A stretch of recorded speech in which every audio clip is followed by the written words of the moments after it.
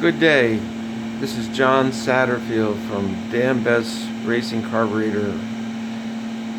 Today I want to speak about the gaskets that we use and have used, and why we brought them into house to CNC, and I'm going to take some pictures of the process and the reason for it. I kind of apologize that our gaskets are sometimes twice or more the price of almost anybody else's gaskets, but we put a lot of energy in trying to save customer time, money, and races,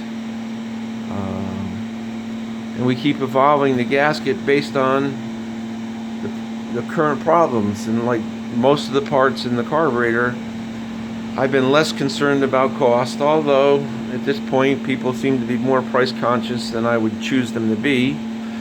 But I've been trying to choose long-term service, product service, and performance service over the cost of the items, and gaskets would be one of those items. So how we got, and I tried to put everything out in front of me here so you can see it. For many years we used to use these Teflon orange die cut gaskets. In reference to the die cut and a lot of things about these, I liked a lot over some of the other gaskets, even though at the time these were still 2 times what the normal Holley replacement gasket was. But this is what our choice of gaskets were. This material, both for the metering block, which this is, to the main body, and also for the float ball. I don't have any of those left to show you. It's been long since deleted. But we were at a divisional race in upstate New York. One of my friend customers, Sal Biondo, was driving the car, and Billy Mayo owned it. And that very gasket, this isn't the gasket, but this is an example, had delaminated. VP had changed their fuel mixed, and we had a pretty good stint of long time without any issues. This gasket, which shows the delamination, was only in the engine maybe 20 minutes to 30 minutes, and shows you how fast some of those very aggressive VP fuels will work on the glue and the lamination. And eventually what happens is when they delaminate, they'll take the glue from the layers and completely move the glue, so the fuel just runs straight through the carburetor. That's what happened. Billy called me over and said, "John, I see fuel running out of the carburetor into the plenum." Gosh, he was right. I looked down the carburetor and it was just pouring into the plenum. So I had other of these particular gaskets with me at the race. We swapped them out, and that started the quest on trying to find materials and a process that would satisfy all of the needs. So the next one we did is we actually ordered gaskets in with a different material. Die cut. These did pretty good, but if you noticed right around the holes, I'm going to try to hold the picture right there, when the die comes in, it almost marries some of the holes. So we had a problem with these when they would get used a couple of times and they would begin to compress, that the material between the holes would give the issue, even though the way that they're formed, it's a composite material, so it's not laminated and glued like the orange gasket. This is all interwoven material, which is, drove the cost up 2 times just to get the different material so that it would not delaminate from the different fuels. Then we had to pay for a die. Then we didn't like the die. As you can see, try to get it a little closer here so you can see the holes there.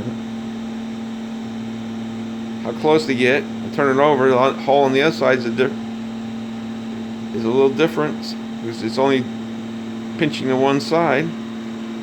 So the next process was to begin to machine them in-house. And I say machine them, we use our CNC machines to machine them. But if you can see the holes, there's a little bit of furring that comes with the machining process, and we usually clean it off with a pocket knife. But if you look at all the holes, There's no overcompression through the holes. We use it same woven material, so you can't delaminate it. So far we've not had a fuel service issue, which means that there's not been a fuel, even no matter how aggressive the fuel might be, that's taken and delaminated the composite material apart from itself. A swedge of the material looks like this. Now this we buy in a roll, 75 feet long, I believe it's what it comes in. And one roll is like $530 US just to buy a roll of material before we start machining it. So when we start to machine it, the first thing we do is we cut all the inside pieces. I got like one of the blanks, which we're doing right now. You can see there's a lot of little feathering edges that have to be, so to speak, deburred or defeathered. So we make 3 at a time. So all the interior holes are made,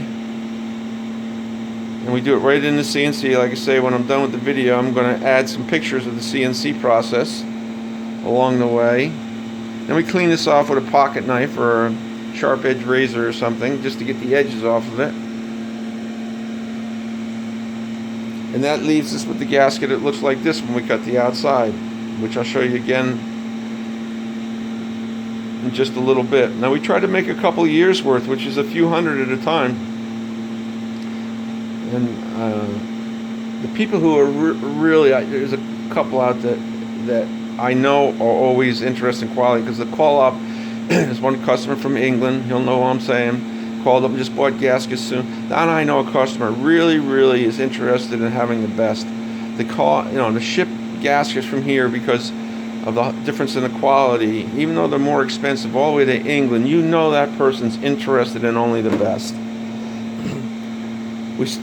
We noticed that as we increased the quality of the gaskets, both in the float bowl, I just showed you the metering block gaskets, but here's a die cut float bowl gasket, and you see how close the holes get. Once again, I'm not too fond of it. We find that when we first started doing carburetors, which is a long time ago, people used to strip out the carburetor housing when they over-tighten the float bowl screws. Well, now, over time, what ends up happening with the billet carburetors and the better fasteners, people torque them down until they actually will spit the float bowl gasket out. There's so much compression force on the gasket that it'll actually crush the gasket most of the time right through the accelerator pump squirtle hole. It just crushes it right out. So there's 1 or 2 tightenings and the gasket is completely squeezed out from between the float bowl and the metering block. So we started making our gaskets here. Once again, same process. This is one of the Pro Stock metering block float bowl gaskets. But you see we added material around the accelerator pump squirter, so it would be less likely to squeeze out. But I have to laugh. People still find a way, even here on the, this would be the passenger side, jets are in the back. We made sure there's enough material, but even with that much extra material, they'll get in there and just tighten it so much. So the next thing is to make them out of Teflon. We haven't had anyone tighten this to the point where it's squeezed out yet. The next thing that squeezes out from over tightening are the little Teflon washers underneath the heads of the fasteners for the flow bowls. It's just funny, these have so much strength now that you can't crush these out. So the next thing in line that crushes out is the Teflon washers that are underneath the heads of the bolt. So I just laughed at people. It's going to be like a big torque wrench. The drawback to the Teflon float bowl gasket is on the embossed float bowls. Our billet float bowls have a smooth, flat surface.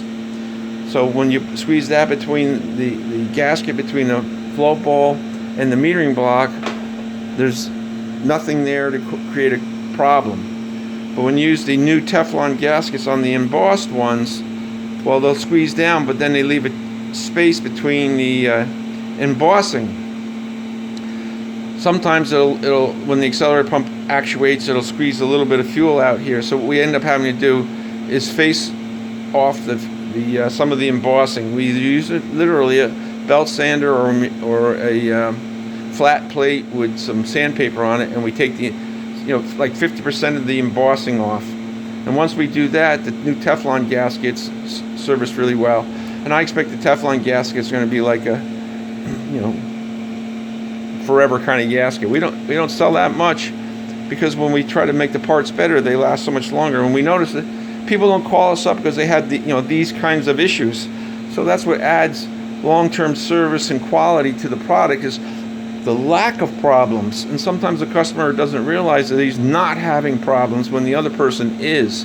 If you have gasket problems in a carburetor, I mean, you have either air leaks or fuel leaks. Both are not good when you're adjusting things, and it happens over time. So then they'll change out gaskets and they'll wonder why, geez, well, why is it running different? All I did was change gasket. They didn't change jets.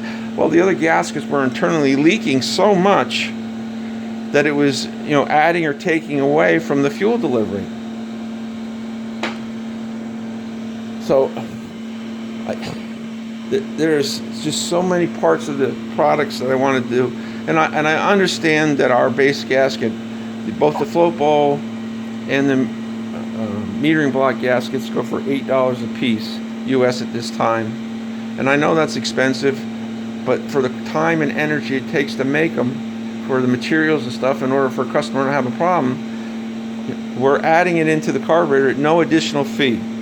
But I want you to realize how much time and energy that goes into simply making gaskets for these things.